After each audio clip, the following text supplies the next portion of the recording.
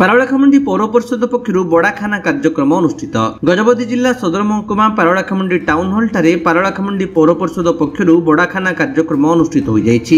ଏହି କାର୍ଯ୍ୟକ୍ରମରେ ଅତିରିକ୍ତ ଜିଲ୍ଲାପାଳ ଫାଲ୍ଗୁନ ମାଝୀ, ଅତିରିକ୍ତ ଜିଲ୍ଲାପାଳ ରାଜସ୍ୱ ମୁନିନ୍ଦ୍ର ହନଗା, ଉପଜିଲ୍ଲାପାଳ ଅନୁପ ପଣ୍ଡା, ଗଜପତି ଆରକ୍ଷୀ ଅଧୀକ୍ଷକ ଯତୀନ୍ଦ୍ର କୁମାର ପଣ୍ଡା, ପୌର ପରିଷଦର କର୍ମଚାରୀ, କାଉନସିଲର, ପୌର ପରିଷଦ ଅଧ୍ୟକ୍ଷ ନିର୍ମଳା ସେଠୀ, ପୌର ପରିଷଦର କାର୍ଯ୍ୟନିର୍ବାହୀ ଅଧିକାରୀ ଲକ୍ଷ୍ମଣ ମୁର୍ମୁ ପ୍ରମୁଖ ଉପସ୍ଥିତ ଥିଲେ। ଏହି କାର୍ଯ୍ୟକ୍ରମର ମୁଖ୍ୟ ଉଦ୍ଦେଶ୍ୟ ହେଉଛି ସଫେଇ कर्मचारी और स्वच्छ कर्मचारी मानक उत्साहित करने व प्रोत्साहन करने यह कार्यक्रम अनुष्ठित होईछि। यह कार्यक्रम में बड़ ऑफिसर नहीं सफेई कर्मचारी पर्यंत समस्ते मिलमिशि गोटे पाखरे खाइबे।